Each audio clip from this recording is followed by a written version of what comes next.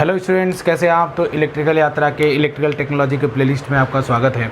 और स्टूडेंट्स, आज जो हम पढ़ने वाले हैं वो पढ़ने वाले हैं पैरेलल आरएलसीज एसी सर्किट, है ना।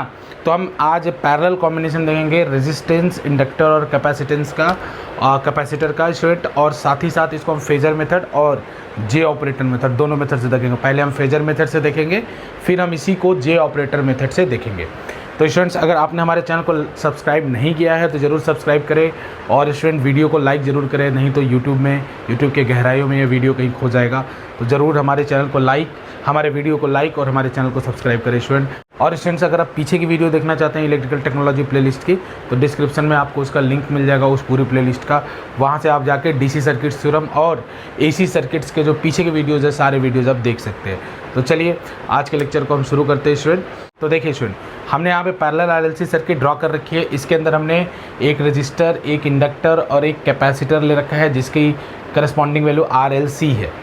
उसके बाद स्टूडेंट हमने ये देखा कि भाई यहाँ पे हमने एक source, known source, voltage source connect कर रखा है जिसका हमको ई नॉट भी नोन है, ओमेगा भी नोन है और टाइम तो वेरिएबल है क्योंकि ये इंस्टेंटेनियस वोल्टेज सोर्स है। ठीक है, नो डाउट स्टूडेंट, इसका करेंट भी जो होगा वो इंस्टेंटेनियस ही होगा।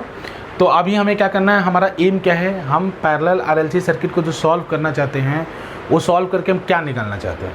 तो स्टूडेंट, हम निकालना चाहते हैं इस आई के फंक्शन को। तो देखिए स्टूडेंट, हमको एक बात यहाँ पे पता है कि भाई ये पैरेलल कॉम्बिनेशन है, तो पैरेलल कॉम्बिनेशन में जितने भी डिवाइसेस कनेक्टेड होते हैं सबके क्रॉस वोल्टेज सेम मिलती है। तो यानी इस कैपेसिटर को भी वोल्टेज सेम मिल रही होगी, इस इंडक्टर को भी वोल्टेज सेम मिल रही होगी और इस रजिस्टर को भी वोल्टेज सेम मिल रही होगी। ठीक है, तो स्टूडेंट अगर मैं चाहूँ तो हर आई का फंक्शन इंडिविजुअली लिख सकता हूँ, आई का फंक्शन इंडिविजुअली लिख सकता हूँ और आई का फंक्शन भी इंडिविजुअली लिख सकता हूँ। तो चलिए ज़रा लिख लेते हैं। तो आई का फंक्शन क्या होगा स्टूडेंट, तो आई का फंक्शन जैसा जान रहे स्टूडेंट कि अगर इसको यही वोल्टेज मिल रहा है तो हम पीछे अपने एक्सपीरियंस से जब हमने प्योर आर सर्किट पढ़ा था वहाँ से जान सकते हैं कि आई की वैल्यू आएगी E naught by R sine omega t. ये आई की वैल्यू आएगी। आई एल की वैल्यू क्या आएगी स्टूडेंट, तो आई एल की वैल्यू आएगी ई नॉट बाई एक्सएल। और आप जानते हैं स्टूडेंट कि इंडक्टर के अंदर करेंट वोल्टेज से लैग करता है, तो यहाँ पर हो जाएगा sine omega t minus pi by 2। ठीक है, सिमिलरली यू कैन राइट बेटा कैपेसिटर स्टूडेंट, कैपेसिटर के क्रॉस करंट को आप लिख सकते हैं, तो वो कितना होगा E naught by X C sine omega t plus pi by 2। ठीक है, तो स्टूडेंट ये आई क्या होगा, आई इन तीनों का एडिशन होगा, इन तीनों का आई एडिशन होगा। तो एडिशन कैसे करा जाए, तो एडिशन करने के लिए हमारे पास एक तो है कि भाई मैथमेटिकल ट्रीटमेंट कर लिया जाए। ठीक है, तो मैथमेटिकल ट्रीटमेंट में थोड़ी सी डिफ़िकल्टी होगी, तो हम क्या करें, फिर हम करते हैं यार सबसे आसान फेजर होता है। अगर साइन के बहुत सारे फंक्शन है तो उनको जोड़ने का सबसे आसान काम फेजर होता है या जे ऑपरेटर होता है। तो पहले हम करते हैं फेजर से। ठीक है, तो फेजर से करने के लिए स्टूडेंट हम मान लेते हैं आई इसको, क्योंकि देखिए आई आर के फेजर को हम अपना रेफरेंस फेजर लेते हैं। क्यों, क्योंकि इसका जो फेज होता है वो वही होता है जो वोल्टेज सोर्स का फेज होता है। तो चलिए इसका फेजर ज़रा ड्रॉ करते हैं स्टूडेंट। तो इसका फेजर कैसा आएगा देखा जाए ज़रा। तो भाई अगर आई आर फेजर में जानते हैं स्टूडेंट केवल एंगल और पीक ड्रॉ करते हैं। तो भाई अगर मैं यहाँ पे एक लाइन बनाता हूँ ओमेगा टी की, यहाँ पे अगर मैं लाइन बनाता हूँ ओमेगा टी की, तो जो आई आर या ई नॉट बाई आर जो कि पीक करंट होगा रजिस्टर के क्रॉस, उसका फेजर इधर ही आएगा इसी ओमेगा टी के ऊपर, क्योंकि उसका जो फेज है वो ओमेगा टी है।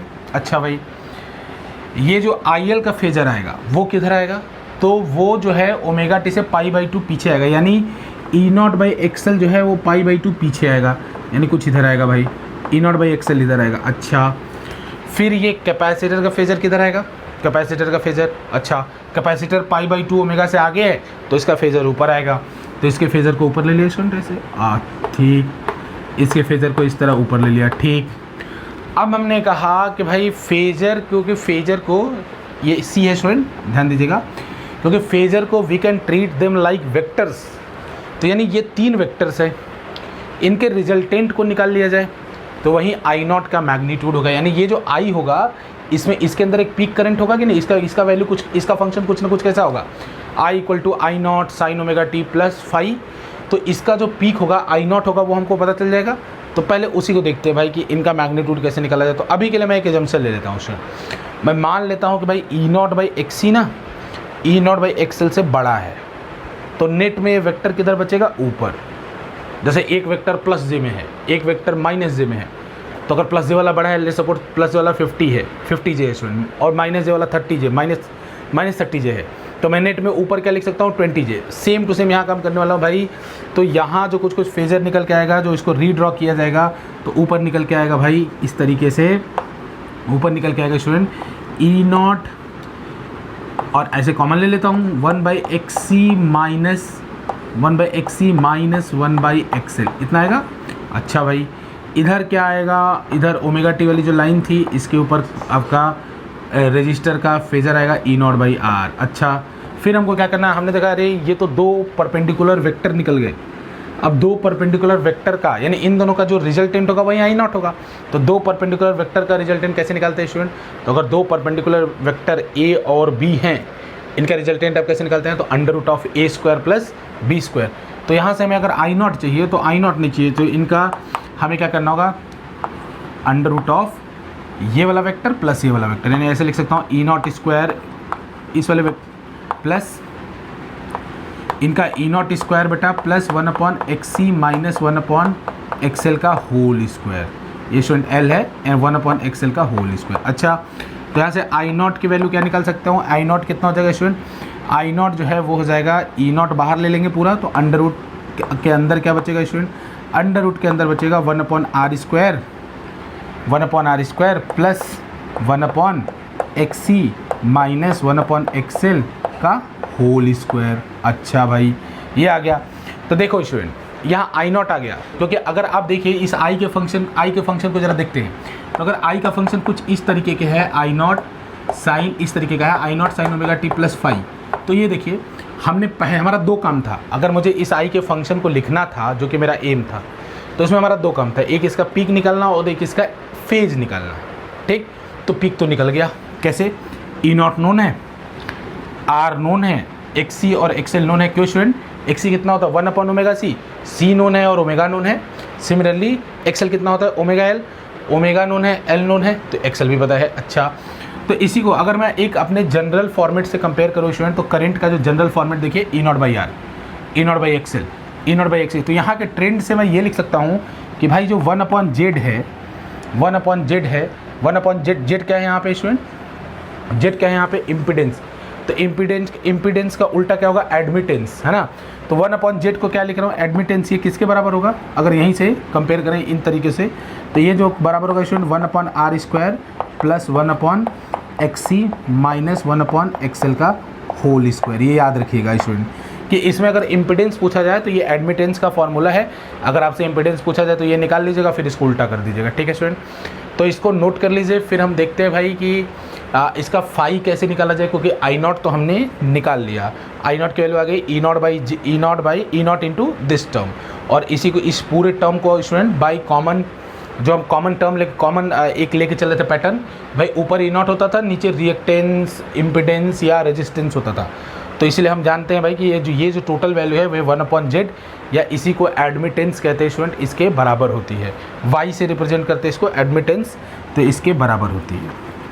ठीक है स्टूडेंट, तो आप इसको नोट कर लीजिए। फिर हम फेज निकालने का काम शुरू करते हैं। तो देखिए स्टूडेंट, अगर मुझे फेज निकालना है तो मुझे देखना होगा भाई कि ये जो रिजल्टेंट आया I0, ये कहीं ना कहीं इनके बीच में होगा, ऐसे होगा कुछ। और इस I0 का अगर मुझे ये वाला फेज पता चल जाए तो यही तो मेरा फाई है, क्योंकि यही तो बताना है कि भाई कि ये जो I0 का फेज है ये करंट यानी ओमेगा टी के फेज से कितना आगे है। तो यानी मुझे क्या निकालना है? I0। और स्टूडेंट आपको पता है कि अगर दो वेक्टर है, ये A और ये B, तो ये वाला एंगल कितना होता है? tan inverse B/A। अगर ये वेक्टर A है, ये वेक्टर B है, तो ये वाला जो एंगल, और ये दोनों एक दूसरे के 90 डिग्री पे हैं, तो ये वाला जो एंगल होता है स्टूडेंट, ये होता है tan इनवर्स B/A। तो उसी फंक्शन से अगर मैं यहाँ लिखना शुरू करूँ स्टूडेंट, तो tan phi will be equal to B। B की जगह यहाँ क्या है? E0 into 1/xc-1/xl divided by E0 into 1/r। तो देखिए student, E0 will get cancelled, and phi will be nothing else but phi will be student tan inverse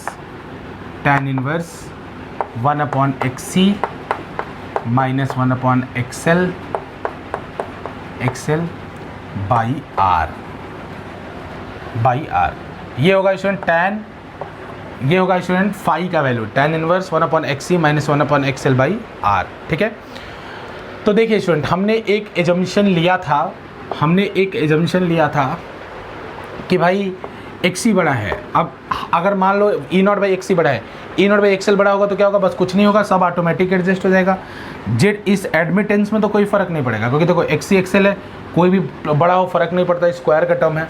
यहाँ पे क्या होगा, अगर 1/xc बड़ा होगा, 1/xc अगर बड़ा होगा तो current will lead the voltage, लेकिन अगर 1/xl बड़ा होगा then current will lag the voltage. ठीक है ना, तो स्टूडेंट ये नोट कर लीजिए, फेजर मेथड से हमने पैरेलल RLC सर्किट को सॉल्व किया। अब इसी सर्किट को हम जे ऑपरेटर मेथड से भी देखेंगे।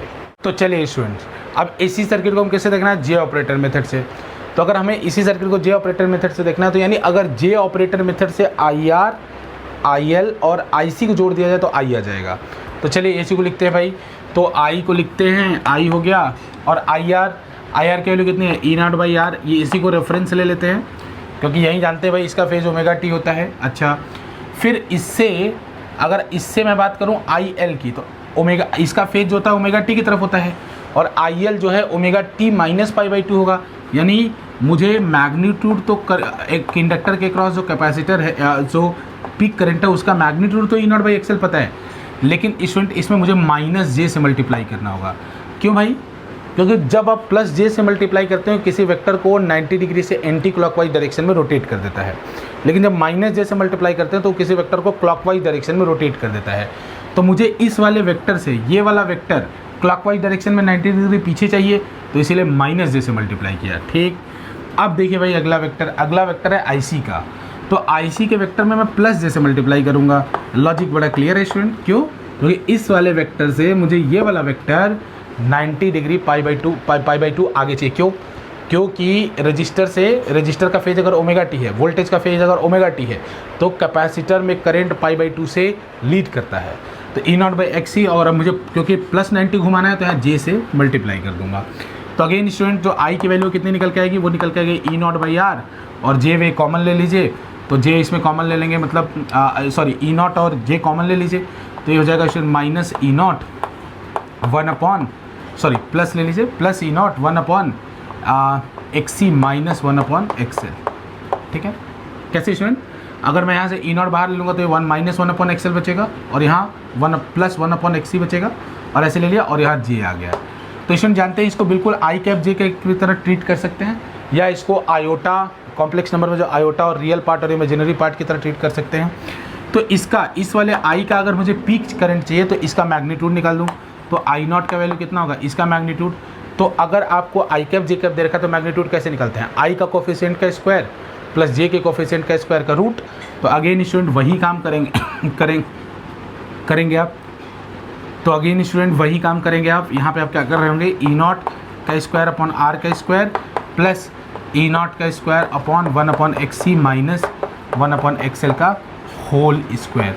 तो स्टूडेंट जो रिजल्ट आपने पीछे लिया था, पीछे देखा था, वही आ जाएगा। ई नॉट स्क्वायर कॉमन लेंगे, और ये जो 1 R square plus 1 XC minus XL का होल स्क्वायर, ये 1 Z हो जाएगा। तो पिछला रिजल्ट बिल्कुल इससे आपको मैच कर रहा होगा, ऐसा ही आ रहा होगा। अच्छा, एंगल की बात करते हैं भाई फेजर से, तो एंगल डायरेक्ट कहता है भाई कि अगर आपको जे का कोफिशिएंट मालूम है, आई का मालूम है, तो आई के साथ एक्स एक्सिस के साथ कितना एंगल बनता है, tan इनवर्स बी बाई ए। तो यहाँ इस वाले फेज के साथ, इसका जो फेज है इसके साथ कितना एंगल बन रहा होगा, तो उसको निकालना है। तो सिंपल से स्टूडेंट tan फाई लगा लीजिए, तो tan फाई भी अगेन स्टूडेंट डायरेक्ट बी का कोफिशिएंट डिवाइडेड बाई आई का कोफिशिएंट, अगर आई होता तो।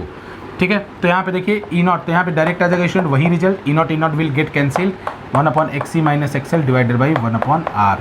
अगेन स्टूडेंट आप सेम रिजल्ट यहाँ से भी प्राप्त कर सकते हैं। ठीक है ना, ये मेथड थोड़ा इजी होता है, इसको नोट कर लीजिए स्टूडेंट। और स्टूडेंट आज के लेक्चर में बस इतना ही पैरेलल RLC सर्किट में, और आप हमारे चैनल को जरूर लाइक और सब्सक्राइब कीजिए student, that is the only source of motivation for me. Okay, बहुत बहुत धन्यवाद।